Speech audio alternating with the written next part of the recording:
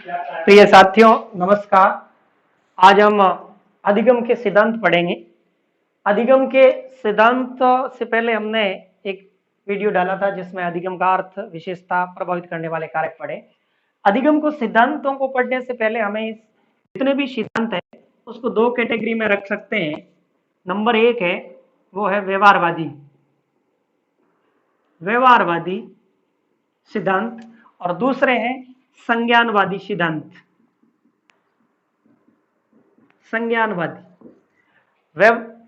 बहुत सारे सिद्धांतों या मनोवैज्ञानिक ऐसे हैं उनके सिद्धांतों का आधार है वो व्यवहार है, और बहुत सारे मनोवैज्ञानिकों के सिद्धांत है उनका आधार है वो है संज्ञान। संज्ञान का मतलब है ज्ञान, अर्थात ये जितने भी मनोवैज्ञानिक होंगे वो अधिगम में ज्ञान पर बल देंगे। यानी उनका मानना होगा कि अधिगम ज्ञान के द्वारा होता है या ज्ञान मुख्य होता है। जबकि व्यवहारवादी क्या कहते हैं, वो कहते हैं कि अधिगम करने के लिए ज्ञान इतना महत्वपूर्ण नहीं है जितना महत्वपूर्ण होता है आदमी या जो अधिगम करने वाला होता है उसका व्यवहार। तो हम इसको समझेंगे व्यवहारवादी क्या कहते हैं। व्यवहारवादियों ने जितने भी सिद्धांत दिए हैं उसमें कुछ शब्द जो विशेष आपको समझने हैं, तकनीकी शब्द हैं जिसका अर्थ समझना होगा। एक है उद्दीपक, दूसरा होगा अनुक्रिया, तीसरा होगा वो अनुबंधन, नेक्स्ट पुनर्बलन। इन शब्दों को समझेंगे तो हमें इनके सिद्धांत समझने में आसानी रहेगी। संज्ञानवादियों में क्या मुख्य रूप से है, संवेदना,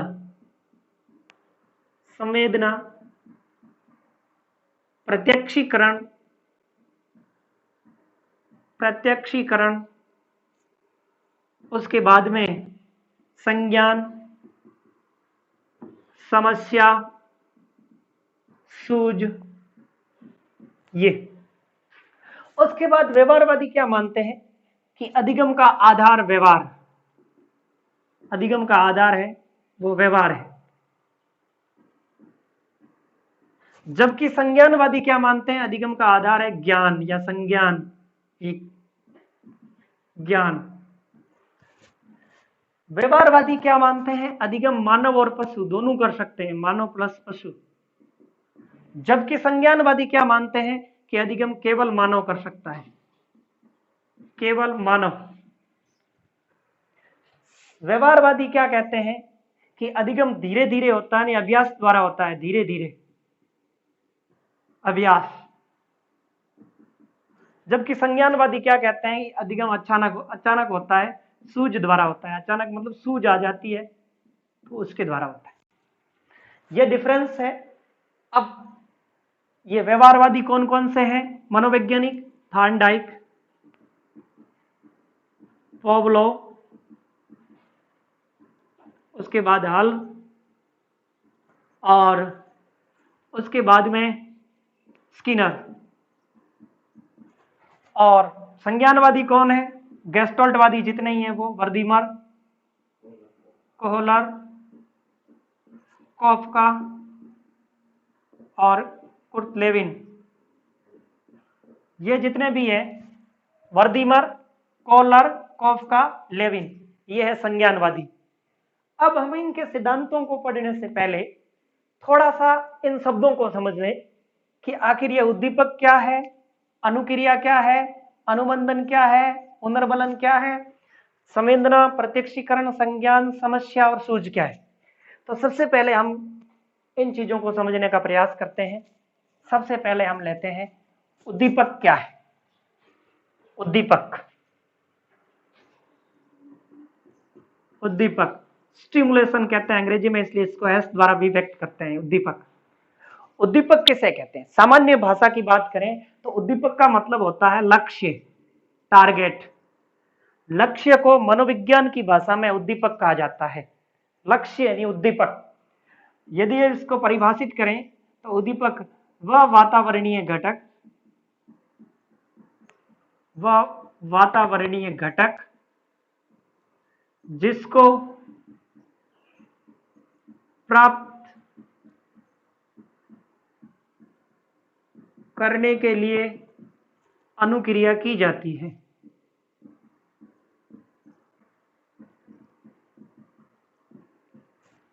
यानी सिंपल भाषा में उद्दीपक का मतलब लक्ष्य, एक वातावरणीय घटक है जिसको पाने के लिए जो अधिगम करता होता है वो विभिन्न प्रकार की अनुक्रिया करता है। अब समस्या क्या होती है, दूसरा आ जाता है वो है अनुक्रिया। तो अनुक्रिया को समझने के लिए आपको कुछ क्रियाओं के, जैसे अनुक्रिया, एक होती है अनुक्रिया, एक होती है प्रतिक्रिया, और दूसरी होती है, तीसरी होती है सहज क्रिया। इन तीनों में डिफरेंस आपको आना चाहिए। बहुत बार क्या होता है, हम पावलोव का सिद्धांत पढ़ेंगे तब ये बहुत ज्यादा आएगी कि सहज क्रिया प्लस उद्दीपक, उसके साथ अनुक्रिया हुई, सहज क्रिया हुई, तो यहां हम गलतियां कर देते हैं। तो सबसे पहले देखो सहज क्रिया क्या होती है। सहज क्रिया का मतलब है स्वाभाविक क्रिया, स्वाभाविक क्रिया अर्थात नेचुरल क्रिया। जैसे आपने आम देखा, ये उद्दीपक है, स्टिमुलेशन है, और ये देखकर आपके मुंह में पानी आ गया, मुंह में पानी आ गया, ये सहज क्रिया है जो जन्मजात होती है। सहज क्रिया नेचुरल होती है, जन्मजात होती है, तो उसको हम कहते हैं सहज क्रिया। दूसरी प्रतिक्रिया। प्रतिक्रिया का मतलब है आप कोई क्रिया कर रहा है, क्रिया के बदले या क्रिया के विरुद्ध की जाने वाली क्रिया, क्रिया के विरुद्ध या क्रिया के प्रति की जाने वाली क्रिया।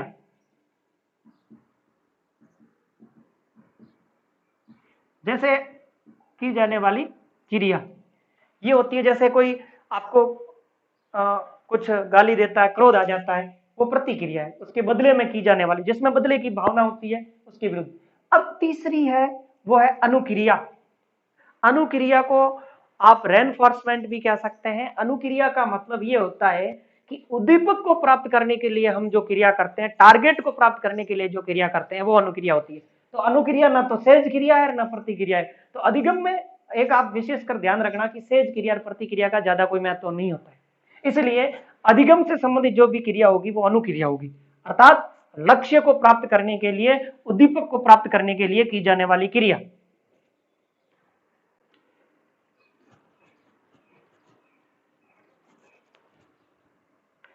अनुक्रिया का मतलब है लक्ष्य, यदि उद्दीपक को प्राप्त करने के लिए की जाने वाली क्रिया। जैसे आपको कोई जॉब चाहिए, तो जॉब आपका उद्दीपक लक्ष्य है, और उस जॉब को प्राप्त करने के लिए आप क्रिया करोगे, वो ना तो सहज क्रिया होगी और ना ही प्रतिक्रिया होगी, वो आपकी होगी वो अनुक्रिया होगी। तो दो शब्द हमने इसमें समझ लिए, उद्दीपक समझ लिया, अनुक्रिया समझ लिया। अब अनुबंधन, तीसरा शब्द है वो है अनुबंधन। तो अनुबंधन को समझना जरूरी है। इसको संबंधवाद भी कहते हैं, अनुबंधन भी कहते हैं, संयोजनवाद भी कहते हैं, जो भी कहो समझ लेते हैं हम अनुबंधन। अनुबंधन, अनुबंधन क्या होता है, यह है आपका उद्दीपक, उद्दीपक यानी आपका लक्ष्य, और ये लक्ष्य को प्राप्त करने के लिए जैसे ये करेंगे अनुक्रिया, स्टिमुलेशन कहते हैं एस, और अनुक्रिया को कहते हैं रेनफोर्समेंट आर। अब इसको प्राप्त करने के लिए अनुक्रिया करेंगे, लक्ष्य को प्राप्त करने के लिए हम विभिन्न प्रकार की अनुक्रिया करेंगे। और एक स्थिति ऐसी आएगी कि जैसे कोई लक्ष्य प्राप्त करने के लिए हमने 15 प्रकार की अनुक्रियाएं की, 15 प्रकार की अनुक्रिया करने के बाद हमें लक्ष्य मिला, फिर दूसरी बार हम उसकी कम हो जाएगी 12, फिर उसके बाद कम हो जाएगी 10 अनुक्रिया, और फिर धीरे धीरे एक स्थिति ऐसी आ जाएगी कि केवल एक अनुक्रिया द्वारा ही हम उद्दीपक को प्राप्त कर लेंगे। जब हम एक अनुक्रिया द्वारा उद्दीपक को प्राप्त करेंगे, तब अनुक्रिया और उद्दीपक के बीच एक संबंध हो जाएगा, और उसको कहते हैं अनुबंधन। इनके मध्य जो बंधन हो जाएगा उसको कहते हैं अनुबंधन, और जिस दिन अनुबंधन हो जाएगा उस दिन आपका 100% अधिगम हो जाएगा। तो अनुबंधन क्या होता है, अनुक्रिया और उद्दीपक के बीच में एक विशेष प्रकार का बंधन हो जाता है, एक संबंध जुड़ जाता है, जिसके द्वारा अधिगम बिल्कुल बिना कोई गलती किए 100% अधिगम प्राप्त किया जा सकता है, उसको हम अनुबंधन कहते हैं। उसके बाद आता है पुनर्बलन। पुनर्बलन का मतलब होता है कि हम अनुक्रिया द्वारा उद्दीपन को प्राप्त करते हैं, तो उस समय कुछ ऐसी आपको पुनर्बलन सकारात्मक भी हो सकता है, नकारात्मक भी हो सकता है, जो आपको सहायक तत्व मिलते हैं जिससे जल्दी प्राप्त कर सकते हैं, उसको कहते हैं पुनर्बलन। तो हाँ, ये जो होते हैं वो आपके व्यवहारवादियों से संबंधित है। तो एक तो उद्दीपक लक्ष्य, अनुक्रिया लक्ष्य को प्राप्त करने के लिए की जाने वाली क्रिया, अनुबंधन अनुक्रिया और उद्दीपक के बीच का बंधन जिसे अधिगम 100% हो जाता है, 100% हो जाता है, और पुनर्बलन जो इसका सहायक तत्व है जो अधिगम को जल्दी प्राप्त करवाने में सहायता करता है। अब आते हैं इस तरफ संवेदना, प्रत्यक्षीकरण, संज्ञान, क्योंकि ये सारे ज्ञान पर बल देते हैं, ये व्यवहार पे नहीं देते हैं, इतना ज्ञान पे देते हैं। तो सबसे पहले क्या है, देखो आपके 5 इंद्रियां होती है, 5 इंद्रियों से ज्ञान प्राप्त होता है। तो 5 इंद्रियों से जो ज्ञान प्राप्त हुआ वो है संवेदना, वो है संवेदना। इसको कहते हैं ज्ञान की प्रथम पीढ़ी, प्रथम सीढ़ी, ज्ञान की प्राथमिक सीढ़ी, प्राथमिक अवस्था, ज्ञान की प्राथमिक अवस्था। ये यानी पांचों इंद्रियों से जो हमें ज्ञान प्राप्त होता है वो होती है संवेदना। जैसे आप सो रहे हैं, नींद ले रहे हैं, अचानक ऊपर से कुछ गिरा तो आपकी आंख खुल जाएगी, त्वचा से आप त्वचा पे गिरा तो पता लग जाएगा कि कुछ गिरा है, वो है संवेदना। क्या गिरा है अभी तक पता नहीं है, ये संवेदना है। संवेदना के बाद क्या आता है, प्रत्यक्षीकरण। प्रत्यक्षीकरण में 3 चीज होती है। सबसे पहले पहचान, नाम और उसकी व्याख्या, ये 3 चीज होते हैं प्रत्यक्षीकरण में। जैसे ही कोई वस्तु आपके ऊपर गिरी, गिरने के बाद आपको पता लगा कि कुछ गिरा है, वो संवेदना है। फिर आपने उस वस्तु को देखा तो फिर उसकी सबसे पहले आंखों से उसकी देखा, देखने के बाद माइंड में वो संवेदना गई और उससे उसकी पहचान हो गई कि ये तो ये वस्तु है। जैसे कोई ऊपर से आपके कोई मान लो सांप गिरा या चूहा गिरा है तो आप देखेंगे, पहचान हो जाएगी। पहचान होते ही आपके दिमाग में उससे संबंधित नाम आ जाएगा कि चूहा है, और नाम आते ही आप उससे संबंधित व्याख्या कर लेंगे। यदि चूहा गिरा है तो आप व्याख्या करेंगे कि कोई समस्या नहीं है। यदि सांप गिरा है तो आप उससे संबंधित कई प्रकार की कल्पनाएं, व्याख्याएं कर सकते हैं कि भाई हो सकता है कि सांप ने आपको काटने से इतने प्रकार की समस्याएं हो सकती हैं। तो ये, और प्रत्यक्षीकरण से अगली अवस्था आती है, वो होती है संज्ञान, ज्ञान, जिसको कहते हैं ज्ञान। तो सबसे पहले क्या हुई, संवेदना, फिर प्रत्यक्षीकरण, संवेदना, ज्ञानेंद्रियों से पहले ज्ञान प्राप्त होता है उसको संवेदना कहते हैं। फिर उसमें पहचान, नाम, व्याख्या आई, प्रत्यक्षीकरण, फिर ज्ञान हुआ। फिर उससे संबंधित कोई समस्या आती है तो समस्या में अचानक सूझ द्वारा उसको हल किया जा सकता है। इसमें अभ्यास वगैरह की कोई जरूरत नहीं होती है। ये ज्यादातर अभ्यास पे बल नहीं देते हैं, सूझ पे देते हैं कि ज्ञान हो गया उससे संबंधित, और अचानक आपको अपने अंदर से सूझ आएगा, जो ज्ञान है, जो बुद्धि है, उसके द्वारा आप समस्याओं का समाधान कर लेंगे। तो ये है संज्ञानवादी और ये है व्यवहारवादी। अब हम पढ़ेंगे अधिगम के सिद्धांत। व्यवहारवादी सिद्धांतों में सबसे पहले हम पढ़ेंगे थार्नडाइक।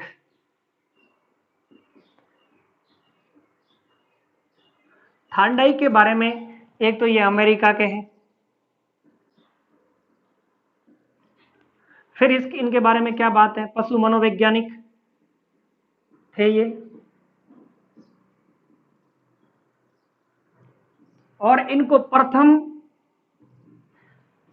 शैक्षिक मनोवैज्ञानिक भी कहा जाता है। ये प्रथम शैक्षिक मनोवैज्ञानिक थे, यानी शिक्षा के अंदर मनोविज्ञान की जानकारी सबसे पहले इन्होंने दी। सीखा कैसे जाता है मनोवैज्ञानिक तरीके से, वो जानकारी इन्होंने दी। तो सबसे पहले इनसे संबंधित ये जानकारी होनी चाहिए कि पशु मनोवैज्ञानिक है, अमेरिका के हैं, और प्रथम शैक्षिक मनोवैज्ञानिक हैं। अब इन्होंने सीखने के 2 नियम दिए, सीखने के नियम दिए थार्नडाइक ने। सीखने के नियम कितने दिए, 2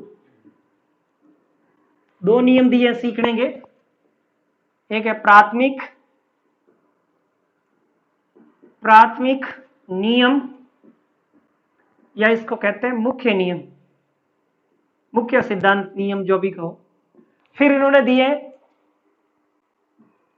द्वितीयक नियम,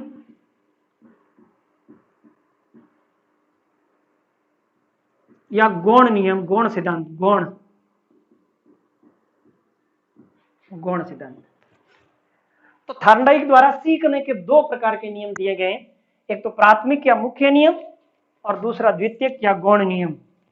तो इनके मुख्य नियम थे वो थे तीन, मुख्य नियम थे वो थे तीन। सबसे पहला अभ्यास का नियम,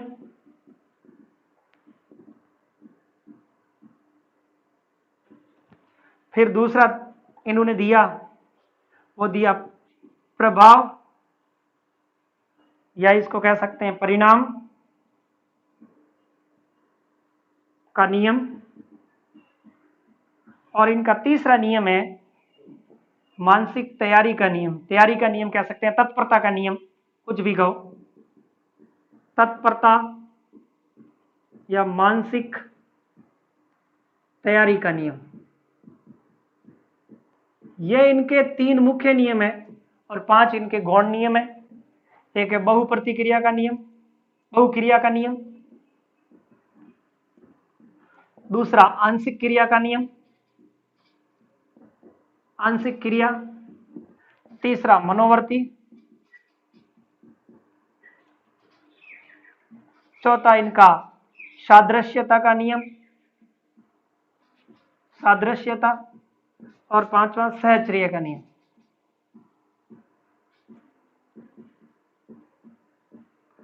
तो थॉर्नडाइक ने सीखने के संबंधित दो नियम दिए, दो सिद्धांत दिए। पहला सिद्धांत है जिसको प्राथमिक सिद्धांत या मुख्य सिद्धांत कहते हैं, दूसरा गौण या द्वितीयक सिद्धांत। मुख्य सिद्धांत में अभ्यास का नियम, प्रभाव का नियम, परिणाम का नियम, तत्परता या मानसिक तैयारी का नियम, और ये बहुक्रिया, आंशिक क्रिया, मनोवर्ती, सादृश्य, सहचर्य। अब इनके बारे में एक एक के बारे में पढ़ेंगे। सबसे पहले हम लेते हैं अभ्यास का नियम क्या कहता है। अभ्यास का नियम,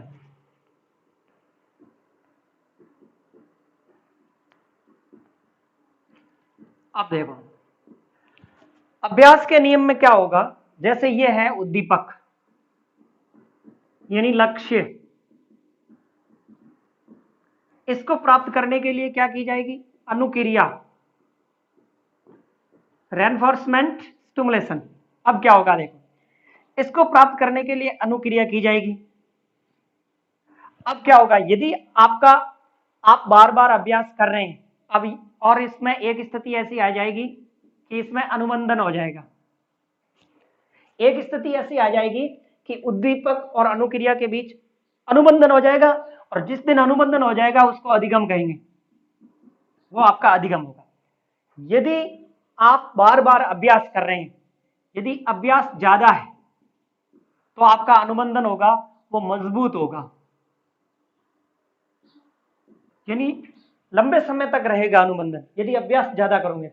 दूसरा है अभ्यास कम करोगे, इसको अभ्यास या अनाभ्यास, उपयोग या अनुपयोग का सिद्धांत भी कहते हैं। इसका एक नाम है उपयोग अनुपयोग, यानी जितना उपयोग करोगे तो ज्यादा याद रहेगा, अनुबंधन मजबूत होगा, उपयोग कम होगा तो अनुबंधन कमजोर होगा। और लेकिन बाद में 1930 में थॉर्नडाइक ने अपने इसी सिद्धांत में कुछ बदलाव कर दिया। 1930 में इसी सिद्धांत में परिवर्तन किया और थॉर्नडाइक ने कहा कि भाई जैसे अपन समझ लेते हैं कि प्रतिज्ञा है या प्रार्थना है, वो कक्षा अपन जब तक स्कूली शिक्षा लेते हैं तब तक प्रार्थना बोलते हैं, प्रतिज्ञा बोलते हैं।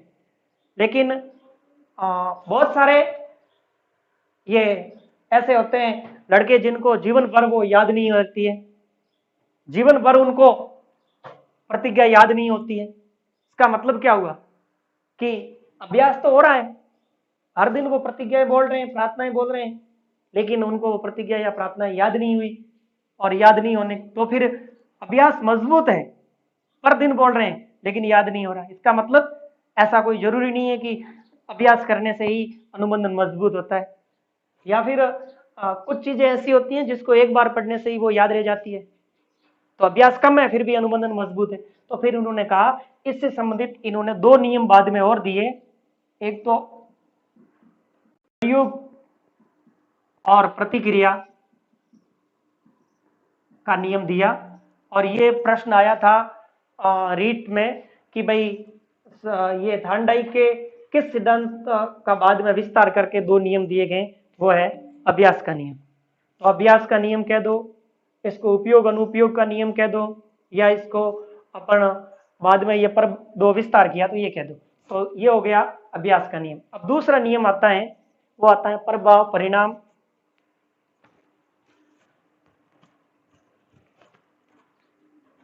दूसरा नियम है, मुख्य नियम पढ़ रहे हैं, प्रभाव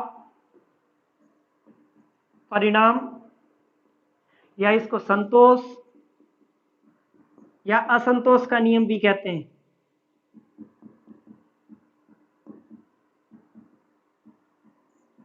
अब देखो, इसको समझने के लिए ये आपका उद्दीपक है, स्टिमुलेशन, ये रेस्पॉन्स अनुक्रिया आर। अब क्या हुआ देखो, इसको प्राप्त करने के लिए, उद्दीपक को प्राप्त करने के लिए आप अनुक्रिया करेंगे, क्योंकि ये लक्ष्य है आपका लक्ष्य। अब यहां क्या होगा कि यदि इसको प्राप्त करने में आपको संतोष और असंतोष इसमें महत्वपूर्ण है। यदि आपकी अनुक्रिया संतोषजनक है, या इसको पढ़ने में आपको संतोष मिलता है, या अधिगम उद्दीपक के प्रति आपको अच्छा लगता है, तो वो हो गया संतोष। तो आपका अधिगम मजबूत होगा, अच्छा होगा, जल्दी आप सीख पाएंगे। और दूसरा, यदि आपको पढ़ने में असंतोष हो रहा है, अनुक्रिया करने में आपको असंतोष हो रहा है, तो आपका जो अनुबंधन होगा वो कमजोर होगा, और उतना नहीं हो सकता है जितना आप पढ़ पा रहे हैं। तो इसलिए कहने का मतलब, इस अनुक्रिया और संतोष असंतोष, इसका आपके लक्ष्य को प्राप्त करने में बहुत ज्यादा प्रभाव पड़ता है। इसलिए, और इसके आधार पर ही आपका परिणाम आएगा। इसलिए कहा गया है इसको प्रभाव या परिणाम का नियम, कि यदि आप उद्दीपक के प्रति जो अनुक्रिया कर रहे हैं वो आपको संतोष दे रही है, वो आपको मतलब रुचिकर लग रही है, इसलिए तो कहा जाता है कि आपको उसी क्षेत्र में जाना चाहिए जहां आपकी रुचि है, जहां जाने से आपको संतोष मिलता हो। तो आपका लक्ष्य आपको संतोष देने वाला होना चाहिए, जिसके प्रति की जाने वाली क्रियाओं में आपको आनंद आता हो। यदि आपका लक्ष्य इंजीनियर है, लेकिन आपको इंजीनियर को प्राप्त करने के लिए जो अनुक्रियाएं कर रहे हैं वो आपको संतोष नहीं दे रही है, तो आपका जो अधिगम होगा वो इतना अच्छा नहीं होगा, और उसका प्रभाव आपके लक्ष्य अधिगम पे पड़ेगा, और 100% या 100% अनुबंधन नहीं होगा, अनुबंधन कमजोर होगा, अनुबंधन कमजोर होगा तो अधिगम नहीं होगा। इसलिए इन्होंने कहा है कि ये बहुत ही अच्छा नियम कहा जा सकता है कि भाई आप उसी उद्दीपक को अपना उद्दीपक बनाएं या लक्ष्य बनाएं जिसके लिए की जाने वाली क्रियाएं आपको संतोष देने वाली हो, आपके लिए रुचिकर हो। तो ये हो गया प्रभाव परिणाम का नियम। प्रभाव परिणाम का नियम इसका नाम क्यों है? क्योंकि उद्दीपक को प्राप्त करने के लिए आप जो अनुक्रिया करेंगे वो अनुक्रिया आपके लिए संतोष देने वाली होगी या असंतोष देने वाली होगी, दोनों का प्रभाव आपके परिणाम पे पड़ेगा, आपको परिणाम उसी हिसाब से मिलेगा। तीसरा नियम देखो,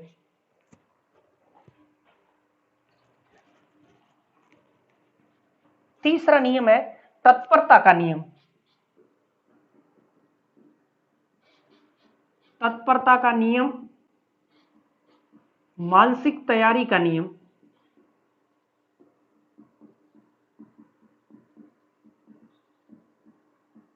अब इसको कैसे समझेंगे देखो, यह है आपका उद्दीपक स्टिमुलेशन एस, यह है आपकी रेस्पॉन्स अनुक्रिया, उसके विरुद्ध की जाने वाली क्रिया उसको पाने के लिए, और इसके मध्य जो बंधन होगा उसको कहेंगे अनुबंधन। अब देखो, यदि आप उद्दीपक को प्राप्त करने के लिए अनुक्रिया कर रहे हैं, लेकिन मानसिक रूप से आप कितना तैयार है, आपकी मनोवृत्ति कैसी है। मान लो कि आपका टारगेट है आपको गवर्नमेंट जॉब पाना है, आप रीट की तैयारी कर रहे हैं, रीट है वो आपका उद्दीपक है, आपका टारगेट है, और उसके लिए आप अनुक्रिया कर रहे हैं, लेकिन मानसिक रूप से तैयार नहीं, आप तत्पर नहीं है, आपका मन ये कर रहा है कि इसमें मेरा नहीं होगा या हो नहीं सकता, मानसिक रूप से आपका मन है वो पढ़ने का नहीं कर रहा है, फिर भी पढ़ रहे हो, इसका मतलब ये होगा कि आपका अनुबंधन कमजोर होगा। अनुबंधन कमजोर होगा तो आपका जो अधिगम है वो 100% नहीं होगा, और अधिगम जितना कमजोर होगा उतना आपको लक्ष्य आपसे दूर चला जाएगा। इसलिए आप उद्दीपक के प्रति अनुक्रिया कर रहे हो तो सबसे पहले जरूरी है मानसिक रूप से तैयार होकर करो। और ये शिक्षा के क्षेत्र में भी बहुत ही महत्वपूर्ण है कि बच्चों को उसी समय पढ़ाना चाहिए जब वो मानसिक रूप से तैयार हो, तो अधिगम 100% होगा। तो ये हो गया मानसिक तैयारी का नियम। अब हम आते हैं इधर गौण नियम। तीनों नियम पढ़ लिए। अभ्यास का नियम पहला था, दूसरा प्रभाव और परिणाम का नियम, और तीसरा हो गया तत्परता या मानसिक तैयारी का नियम। अभ्यास के नियम में उन्होंने अभ्यास की बात की कि जितना ज्यादा अभ्यास करेंगे तो अनुबंधन मजबूत होगा, लेकिन उन्होंने कहा कि ऐसा जरूरी भी नहीं है। बाद में 1930 में उन्होंने इसमें बदलाव कर दिया। दूसरा हमने पढ़ा प्रभाव या परिणाम का नियम। प्रभाव या परिणाम के नियम में क्या होता है कि भाई आप यदि अनुक्रिया कर रहे हैं वो संतोषजनक है, आपकी रुचिकर है, तो उसका प्रभाव आपके परिणाम पे पड़ेगा। जितना ज्यादा करोगे उतना ज्यादा आपको अधिगम होगा। और तीसरा है तत्परता या मानसिक तैयारी का नियम। और हाँ, तो फिर मानसिक तैयारी का नियम, तत्परता का नियम में आपका एक इन्होंने उदाहरण दिया है कि भाई घोड़ा है, 10 लोग मिलकर या 20 लोग मिलकर घोड़े को तालाब तक ले जा सकते हैं, लेकिन वो मानसिक रूप से तैयार नहीं है घोड़ा, तो आप उसको पानी नहीं पिला सकते। 40 आदमी मिलकर के भी उसको पानी नहीं पिला सकते। तालाब तक तो ले जाया जा सकता है, लेकिन पानी नहीं पिलाया जा सकता। इसीलिए इसी प्रकार आप मानसिक रूप से यदि बालक तैयार नहीं है तो आप उसको कक्षा में बिठा तो सकते हो 10 घंटे भी, लेकिन उसे अधिगम नहीं करवा सकते। इसलिए अधिगम करवाने के लिए जरूरी है मानसिक तैयारी का नियम या तत्परता का नियम। अब हम आते हैं गौण नियम पे। गौण नियम में क्या है? पहला है बहुक्रिया का नियम। स्पष्ट है कि इसमें अधिगम को प्राप्त करने के लिए विभिन्न प्रकार की क्रियाएं की जाती है, अलग अलग क्रियाएं की जाती है, बहुत सारी क्रियाएं की जाती है। और इसी को आप थार्नडाइक का जो प्रयास और त्रुटि का नियम है वो इसी पर आधारित है। प्रयास और त्रुटि का नियम है, भूल या सुधार का नियम है, वो इसी पर आधारित है कि हम बहुत सारी प्रयत्न और भूल का सिद्धांत कह दो, प्रयास या त्रुटि का सिद्धांत कह दो, वो आपकी बहुक्रिया पर आधारित है। क्योंकि हम बहुत सारी क्रियाएं करेंगे, बहुत बार क्रियाएं करेंगे तो आपको अपना लक्ष्य मिलेगा। फिर है, पहला तो ये हो गया। तो प्रश्न ये पूछा जा सकता है कि किस पर है।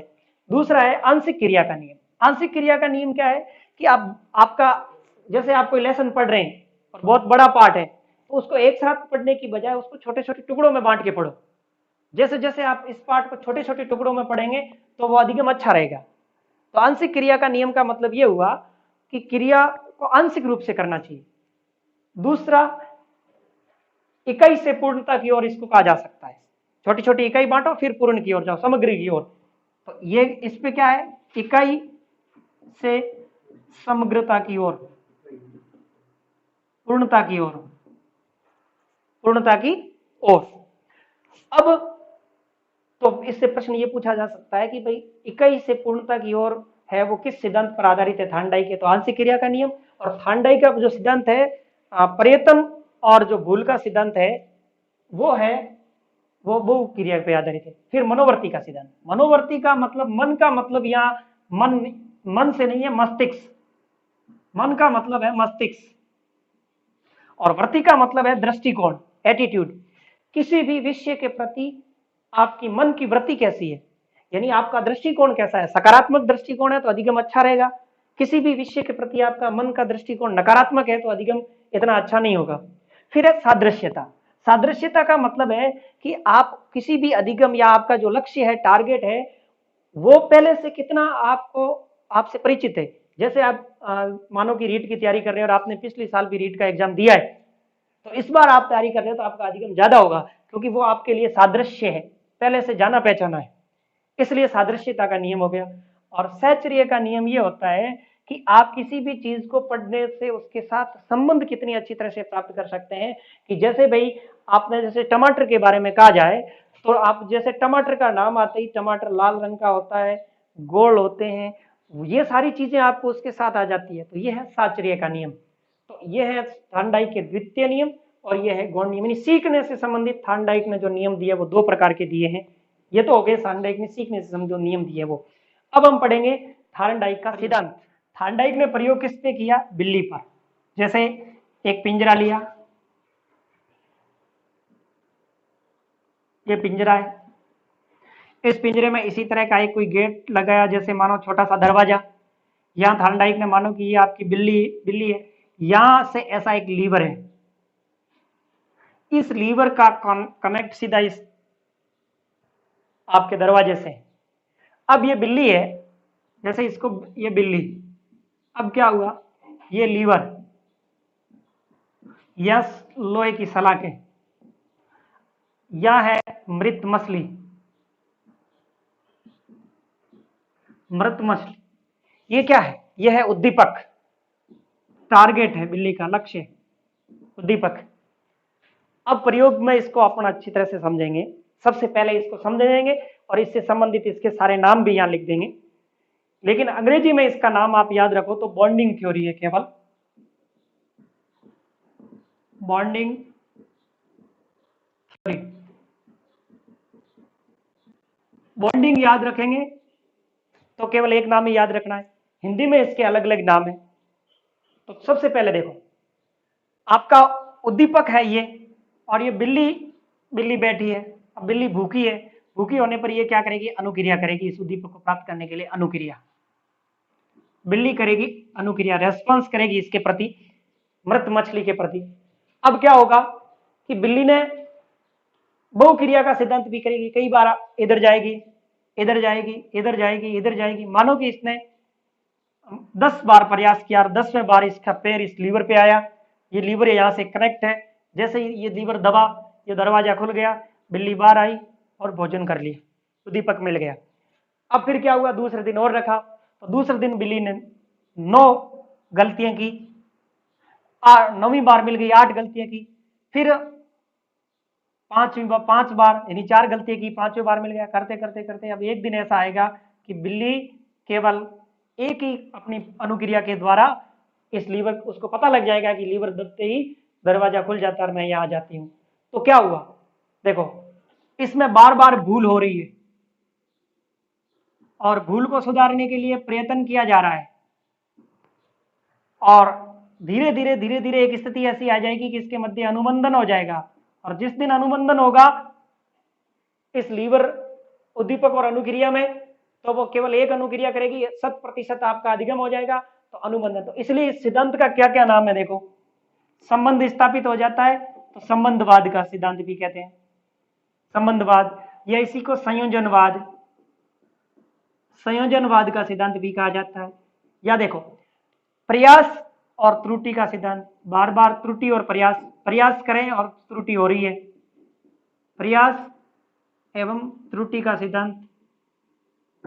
फिर प्रयत्न और भूल का सिद्धांत, कुछ भी नाम दे दो, प्रयत्न और भूल का सिद्धांत, ये ऐसे अपन इसके नाम दे सकते हैं। प्रयास एवं त्रुटि का सिद्धांत, संयोजन का सिद्धांत, संबंधवाद का सिद्धांत, भूल एवं प्रयत्न का सिद्धांत, जो भी नाम दो आप। तो ये थार्नडाइक का इससे रिलेटिव ये नाम है, अनुबंधन संबंध। अब क्या होगा कि इस सिद्धांत से हमें मिलता क्या है सीखने में? नंबर 1, अधिगम, अधिगम में भूल एवं सुधार शामिल होते हैं, सुधार शामिल होते हैं। नंबर 2, अधिगम उत्तरोत्तर या धीरे धीरे होता है। फिर तीसरा, अधिगम में बुद्धि का योगदान कम होता है, योगदान कम। तो अब देखो, यहां क्या हुआ? बार बार बिल्ली ये भूल कर रही है, सुधार कर रही है, तो अधिगम करने में भूल भी होती है और उसमें सुधार भी किया जा सकता है। छोटे बच्चे जैसे हम पढ़ाते हैं, सिखाते हैं, तो भूल और सुधार अधिगम का एक पार्ट, उसको समझते हुए हमें ये कार्य करना चाहिए। और अधिगम क्या होगा? धीरे धीरे होगा, अभ्यास के द्वारा होगा। इतनी ज्यादा बुद्धि बिल्ली में होती तो वो केवल पहली बार से ही, उनको एक बार हुई और दूसरी बार में वो इस मृत मछली को प्राप्त कर लेती। तो इसलिए बुद्धि का ये व्यवहारवादी मानते हैं कि इतना योगदान नहीं होता है। अब इसमें क्या क्या चीजें हुई? इसमें कुछ चीजें, कुछ प्रोसेस बताएं, कुछ इन्होंने चरण भी बताएं कि सबसे पहले क्या होता है इसमें। एक होता है चालक। क्या क्या जरूर? चालक को, बिल्ली बैठी है, बिल्ली क्यों खड़ी हुई? क्योंकि बिल्ली को भूख लगी, इसलिए भूख है वो इसका चालक है, भूख इसका चालक हो गया। फिर इसमें क्या आएगा? अवरोध। अवरोध कौन है? ये सलाखें लोहे की। फिर इसमें इसके सामने उद्दीपक पड़ा है ये, इसलिए अनुक्रिया करेगी। फिर ये क्या करेगी? बहुक्रिया करेगी। विभिन्न प्रकार की क्रियाएं करेगी बिल्ली। तो बच्चा भी किसी भी चीज को सीखने के लिए विभिन्न प्रकार की क्रियाएं करेगा। अब बहुक्रिया करेगी, फिर एक स्थिति ऐसी आएगी कि सही क्रिया करेगी, और सही क्रिया क्या होगी, अचानक होगी, या संयोगवश सही क्रिया करेगी, संयोगवश सही क्रिया करेगी, और फिर उसका क्या हो जाएगा, सुदृढ़ीकरण हो जाएगा और उसमें सीख लिया जाएगा। तो ये कुछ चीजें इन्होंने इससे रिलेटिव बताई। तो इसको आपको केवल इतना याद रखना है कि बॉन्डिंग थ्योरी याद रखना है अंग्रेजी में, बाकी संबंधवाद, संयोजनवाद, प्रयत्न एवं भूल का सिद्धांत, प्रयास एवं त्रुटि का सिद्धांत, ये इसके कई अन्य नाम है। और इसमें मुख्य रूप से यह याद रखना है कि बिल्ली पे प्रयोग किया गया था और उद्दीपक था वो मृत मछली थी। अब शिक्षा के क्षेत्र में इसके क्या निहितार्थ है, पूछा जा सकता है शिक्षा के क्षेत्र में क्या निहितार्थ है। तो ये कहां कहां उपयोगी है, ये उपयोगी है नंबर 1 मंद बुद्धि के बालकों को पढ़ाने में। मंद बुद्धि के बालकों को सिखाने में इसका महत्वपूर्ण योगदान है। फिर गणित जैसे विषय, गणित विज्ञान, क्योंकि ये अभ्यास पर बल देता है और इन विषयों को सीखने में भी इनका महत्वपूर्ण योगदान है। तो कहा जा सकता है कि मंद बुद्धि के बालकों को पढ़ाने के लिए या गणित व विज्ञान के बालकों को पढ़ाने के लिए यह विधि महत्वपूर्ण होती है। तो थांडाइक से संबंधित क्या याद रखना है, थांडाइक के सीखने के 2 तो नियम याद रखने, गौण नियम और मुख्य नियम। और क्या याद रखना है, इन्होंने जो प्रयोग किया वो भूखी बिल्ली पे किया, उसका उद्दीपक था वो मृत मछली था। और इन्होंने ज्यादातर जोर, इसके सिद्धांत का नाम केवल अंग्रेजी में याद रखना बॉन्डिंग थ्योरी, हिंदी में इसके कई प्रकार के नाम है। अब हम एक और पढ़ लेते हैं इसका, उनका सिद्धांत पढ़ेंगे। तो सीएल हल का सिद्धांत है, ये भी कहां के थे, अमेरिका के थे, अमेरिका। सीएल हल का सिद्धांत है वो है पुनर्बलन का सिद्धांत, पुनर्बलन का सिद्धांत, या इसके अन्य नाम है सबलीकरण का सिद्धांत, सबलीकरण का सिद्धांत, या इसका नाम है आवश्यकता पूर्ति का सिद्धांत, या इसका अन्य नाम है चालक न्यूनता का सिद्धांत,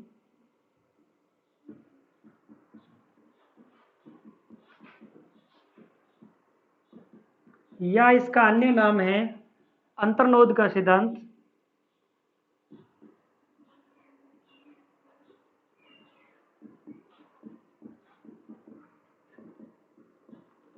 ये इसके कई महत्वपूर्ण उपनाम हैं। पुनर्बलन का सिद्धांत, सबलीकरण का सिद्धांत, आवश्यकता की पूर्ति का सिद्धांत, चालक न्यूनता का सिद्धांत, अंतर्नोद का सिद्धांत। यदि अंग्रेजी में याद रखना चाहें तो कि इसका केवल एक ही नाम है रेनफोर्समेंट थ्योरी, रेनफोर्समेंट थ्योरी। तो केवल आपको अंग्रेजी में याद रखना है रेनफोर्समेंट थ्योरी, हिंदी में इसके कई नाम है, पूछा भी जाता है पुनर्बलन का सिद्धांत, सबलीकरण का सिद्धांत, आवश्यकता पूर्ति का सिद्धांत, चालक न्यूनता का सिद्धांत, अंतर्नोद का सिद्धांत। एक महत्वपूर्ण बात मैं आपको यहां बताना चाहूंगा कि पुनर्बलन का सिद्धांत तो हल ने दिया है, लेकिन परीक्षा में प्रश्न पूछा जा सकता है कि किस मनोवैज्ञानिक ने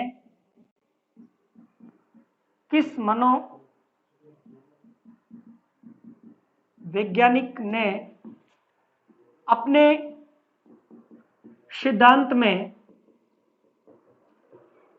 सिद्धांत में पुनर्बलन को महत्व दिया, पुनर्बलन को महत्व दिया।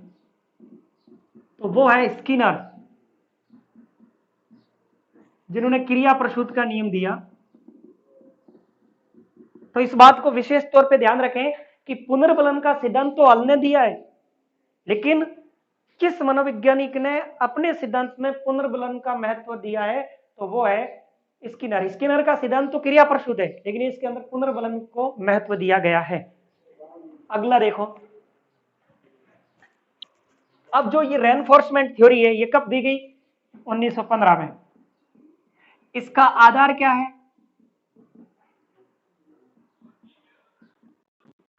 थार्नडाइक व पावलोव का नियम, पावलोव का सिद्धांत। यानी प्रश्न ये भी पूछा जा सकता है कि क्लार्क हल है, इनका जो सिद्धांत है उसका आधार है, इन्होंने दोनों को मिला के लिया है, थार्नडाइक और पावलोव के सिद्धांत का आधार लेकर के ये बनाया है। और स्किनर ने सबसे अच्छा सिद्धांत, शिक्षा में सबसे अच्छा सिद्धांत, इस सिद्धांत को माना है। शिक्षा में सर्वश्रेष्ठ सिद्धांत ये किसने माना है? स्किनर ने। स्किनर ने कहा है कि सीएस हॉल ने जो ये सिद्धांत दिया है ये शिक्षा में सर्वश्रेष्ठ सिद्धांत है, सबसे अच्छा सिद्धांत है। अब ये है क्या, इसको हम पढ़ ले, एक इसमें और पढ़ लेते हैं कि क्लार्क हॉल ने आवश्यकता की पूर्ति के लिए, आवश्यकता की पूर्ति के लिए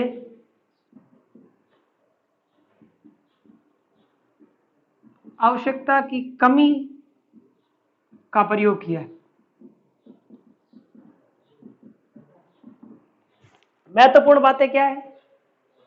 क्लार्क एल हॉल ने कौन सा सिद्धांत दिया? Reinforcement theory. इसका आधार क्या है? थार्नडाइक और पावलोव के सिद्धांत इसका आधार है। स्किनर ने इस सिद्धांत को शिक्षा का सर्वश्रेष्ठ सिद्धांत बताया और क्लार्क हॉल ने आवश्यकता की पूर्ति के लिए आवश्यकता की कमी शब्द का प्रयोग किया है कि आवश्यकता की कमी होगी तो ही आवश्यकता की पूर्ति करेंगे। इसलिए ये अब ये सिद्धांत क्या है, महत्वपूर्ण बातें क्या है वो समझ लेते हैं।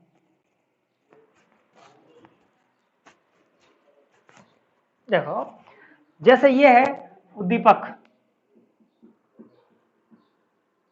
और ये है अनुक्रिया। अब इसको प्राप्त करने के लिए देखो, स्टिमुलेशन एस। अब हॉल ने क्या बताया? हॉल ने कहा जैसे आवश्यकता की कमी होगी, यदि मानो कि आपको भोजन, ये भोजन है, भोजन उद्दीपक है। अब भोजन उद्दीपक है, जब भोजन की कमी होगी, आवश्यक भोजन की आवश्यकता की कमी होगी,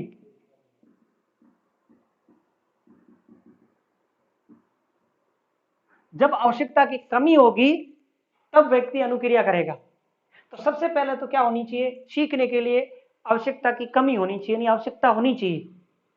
जब आवश्यकता भोजन की है और भोजन की कमी है, आपकी आवश्यकता है भोजन, उसकी कमी है, तो आप क्या करेंगे? अनुक्रिया करेंगे। तो अनुक्रिया करने के लिए क्या होना जरूरी है? आवश्यकता की कमी। उसकी पूर्ति के लिए व्यक्ति क्या करेगा? अनुक्रिया करेगा। इसलिए हॉल ने आवश्यकता की पूर्ति के लिए आवश्यकता की कमी शब्द का प्रयोग किया है। व्यक्ति काम कब करता है? जब आवश्यकता की कमी हो। हम क्यों कोई चीज करना चाहते हैं? क्योंकि हमें उस चीज की आवश्यकता है, उसकी कमी है, वो पूरी नहीं हो रही है, और उसके लिए हम विभिन्न आवश्यकता आविष्कार की जननी होती है, ये कहा जाता है। व्यक्ति आविष्कार कब करेगा? जब उसको आवश्यकता होगी। इसीलिए कहा जा सकता है कि सबसे अच्छा सिद्धांत यह है। क्यों पढ़ रहे हैं हम? क्योंकि हमें आवश्यकता है टीचर बनने की, वो कमी है हमारे जीवन में, तो उसकी पूर्ति के लिए हम पढ़ाई करते हैं। तो कोई भी व्यक्ति अनुक्रिया कब करेगा? जब आवश्यकता की कमी होगी। अब यह भी कहा जा सकता है, जैसे इसने कहा चालक न्यूनता, चालक न्यूनता का सिद्धांत। चालक की कमी होगी, न्यून हो गया, तो हम क्या करेंगे? अनुक्रिया करेंगे। तो इसको यह भी कहा जा सकता है सबलीकरण का सिद्धांत। सबलीकरण का सिद्धांत कैसे हुआ? अब देखो, व्यक्ति क्या करेगा? अनुक्रिया करेगा। अनुक्रिया करते समय यदि उसको भोजन मिल जाए तो उसको क्या मिलेगा? पुनर्बलन। जब पुनर्बलन मिलेगा तो इसके मध्य स्थायी अनुबंधन हो जाएगा। जैसे इन्होंने प्रयोग किया, ये ध्यान रखना, चूहे पे, चूहे पे प्रयोग किया, चूहे पे,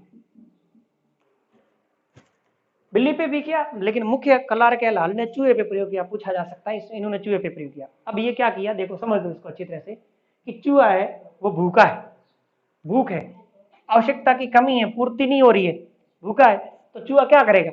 अनुक्रिया करेगा। यदि अनुक्रिया करेगा, 10 बार अनुक्रिया करेगा, 11वें बार उसको भोजन मिल जाएगा तो पुनर्बलन मिलेगा। तो दूसरे दिन वो वापस अनुक्रिया करेगा, धीरे धीरे वो ये अनुक्रिया कम हो जाएगी, अधिगम 100% हो जाएगा, क्योंकि उसको भोजन का पुनर्बलन मिल रहा है। लेकिन यदि वो 10 बार भी प्रयास कर रहा है, भोजन नहीं मिल रहा है, तो वो अनुक्रिया नहीं करेगा। तो पुनर्बलन जरूरी है, इसलिए इसको पुनर्बलन का सिद्धांत भी कहते हैं। नहीं, हम जो अनुक्रिया करते हैं उससे हमें हमारा जो लक्ष्य है, उद्दीपक है, वो मिलना चाहिए, वही हमारा पुनर्बलन है। तो इस प्रकार क्लारेगल हॉल के नियम में मुख्य बातें क्या है वो आप संक्षेप में समझ लो कि ये अमेरिकन वैज्ञानिक है, मनोवैज्ञानिक है। इन्होंने जो सिद्धांत दिया वो रेनफोर्समेंट थ्योरी कह दो अंग्रेजी में। उसके बाद इसके सिद्धांत को सबलीकरण, पुनर्बलन का सिद्धांत, आवश्यकता की कमी का सिद्धांत, चालक न्यूनता का सिद्धांत, अंतर्नोद का सिद्धांत, या जैविक के क्रिया आवश्यकता का सिद्धांत, कई भी कहा जा सकता है। लेकिन इसमें सीखने के लिए इन्होंने क्या बताया कि आवश्यकता की कमी होनी चाहिए और उसकी पूर्ति के लिए हम क्रियाएं करेंगे। तो आवश्यकता की कमी के लिए आवश्यकता पूर्ति शब्द का प्रयोग किया। और दूसरा इनका सिद्धांत है वो थार्नडाइक और पावलोव के सिद्धांत पर आधारित है। और स्किनर ने जो भी शिक्षा के क्षेत्र में या सीखने के लिए जितने भी सिद्धांत है उसमें ये जो सीएल हॉल का सिद्धांत है इसको सर्वश्रेष्ठ सिद्धांत बताया है। तो बहुत बहुत धन्यवाद। आज हमने ये पढ़ा। अब व्यवहारवादी में हमें दो रहे हैं जो अगले लेक्चर में पढ़ेंगे, पावलोव और स्किनर का सिद्धांत। भी सुनने वालों से अनुरोध है कि चैनल सब्सक्राइब जरूर करें और